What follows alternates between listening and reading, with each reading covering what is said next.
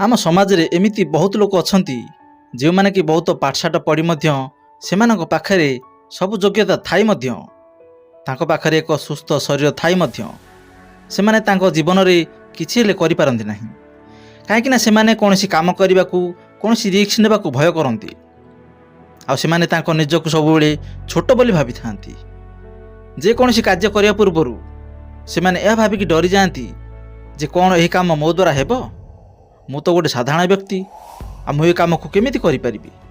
तेणु से भूली जाती जे दुनिया रे जे कोनोसी काम हेउ से ट्रेन हेउ कि एरोप्लेन ताको आम भलिया मनीष ही तैयारी करिथांती आ ताको आम भलिया मनीष माने चलाई थांती चंद्रपृष्ठ को जाउथिबा चंद्रयान आम भली मनुष्य ही तैयारी करिसेंती महाकाश गवेषणा करुथिबा व्यक्ति माने आम भली मनुष्य ही अटंती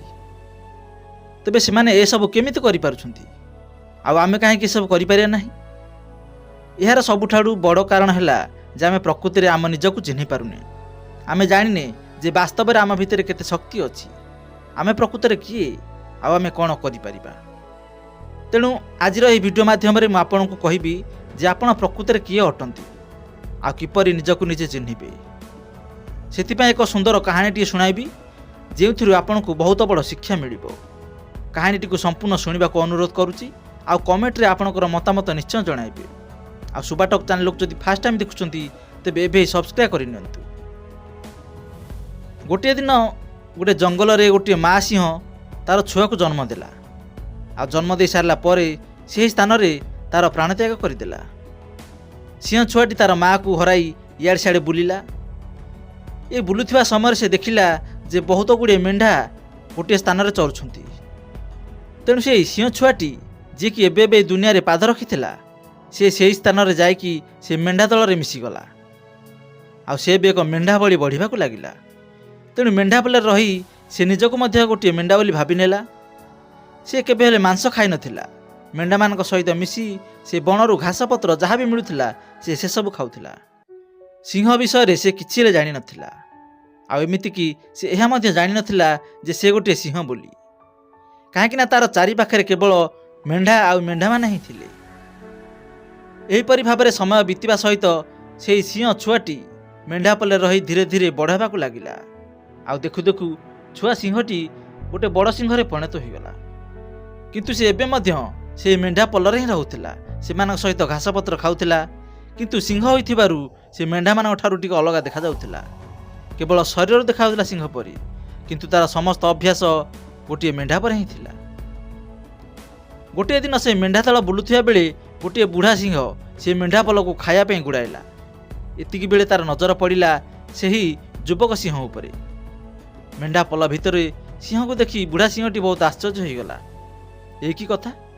ना सिंहटी मेंढा मान को खाऊची ना मेंढा माने सिंह को डरी केमाड़े जाउछंती ये केमिति संभव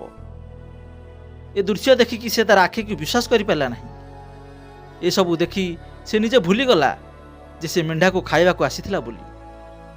तेणु से भाविला जे से युवक सिंह को जाई पचारिबी जे से एठारे कौन करुची एमिति भावी बुढ़ा सिंह से मेंढापल को गोड़ाइला से सिंह को धरिया पाई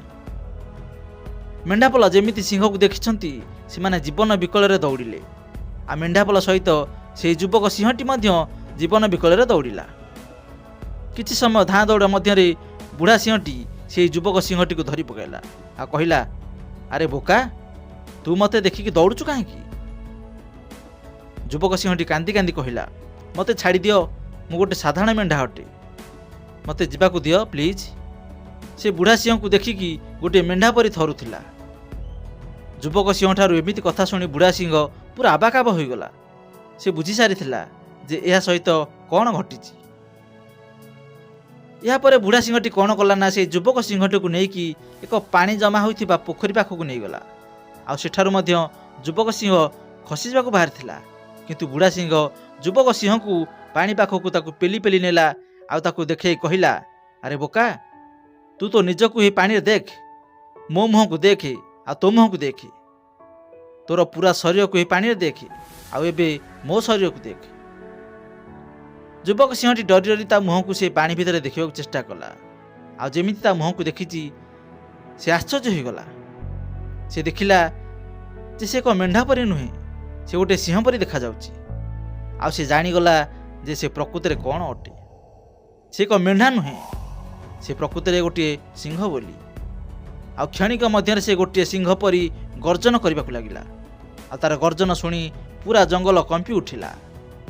ଆଉ ସେ ତାର ନିଜକୁ ଚିହ୍ନି ପାରିଲା, ସେ ତାର ଭିତରକୁ ଚିହ୍ନି ପାରିଲା।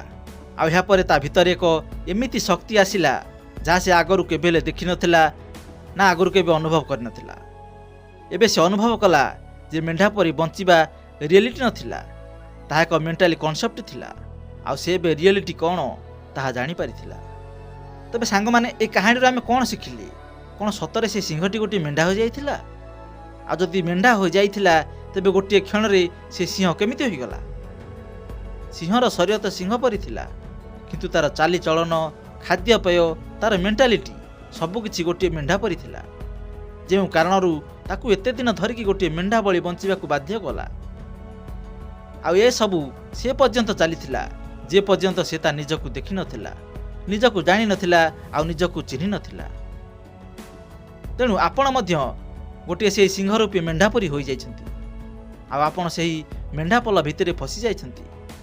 ଯେଉଁମାନେ ଆପଣଙ୍କୁ ଏହା ଦେଖାଉଛନ୍ତି ଯେ ଆପଣ ଏକ ମେଣ୍ଢା ହିଁ ଅଟନ୍ତି। ଆପଣଙ୍କୁ ଏହା ରିଅଲାଇଜ୍ କରାଉଛନ୍ତି ଯେ ଆପଣ ଜୀବନରେ କିଛି ହେଲେ କରିପାରିବେ ନାହିଁ, କାହିଁକିନା ଆପଣମାନେ ମଧ୍ୟ ସେମାନଙ୍କ ସହିତ ରହି ରହି ତାଙ୍କ ଭଳି ହେବାକୁ ଚେଷ୍ଟା କରୁଛନ୍ତି। ସେଥିପାଇଁ ଆପଣଙ୍କୁ ଏହି ଭିଡ଼ରୁ ଅଲଗା ହେବାକୁ ପଡ଼ିବ। ଆପଣଙ୍କ ପାୱାର ଆଉ ଆପଣଙ୍କ ଆବିଲିଟିକୁ ଚିହ୍ନିବାକୁ ପଡ଼ିବ। ଆଉ ଯେଉଁଦିନ ଆପଣ ନିଜର ସବୁ ପାୱାର, ନିଜର ସବୁ ଆବିଲିଟିକୁ ଜାଣିଯିବେ, ସେଦିନ ଆପଣଙ୍କୁ ସିଂହ ଭଳି ଗର୍ଜନ କରିବାକୁ କେହି ଅଟକାଇ ପାରିବେ ନାହିଁ। ତ ସାଙ୍ଗମାନେ, ଏ ଭିଡ଼ିଓରୁ କ'ଣ ଶିଖିଲେ? କମେଣ୍ଟରେ ଆପଣଙ୍କର ମତାମତ ନିଶ୍ଚୟ ଜଣାଇବେ। ଆଉ ଯଦି ଆମ ଭିଡ଼ିଓ ଆପଣମାନଙ୍କୁ ଭଲ ଲାଗୁଛି, ତେବେ ଭିଡ଼ିଓକୁ ଲାଇକ୍ କରନ୍ତୁ, ଆଉ ଆପଣଙ୍କ ସାଙ୍ଗମାନଙ୍କ ସହିତ ସେୟାର କରନ୍ତୁ। ଆଉ ସୁବାଟକ୍ ଚ୍ୟାନେଲକୁ ସବସ୍କ୍ରାଇବ୍ କରିନଥିଲେ ଏବେ ହିଁ ସବସ୍କ୍ରାଇବ୍ କରିନିଅନ୍ତୁ। ପୁଣି ଦେଖା ହେବା ଗୋଟେ ସୁନ୍ଦର ଭିଡ଼ିଓରେ। ନମସ୍କାର।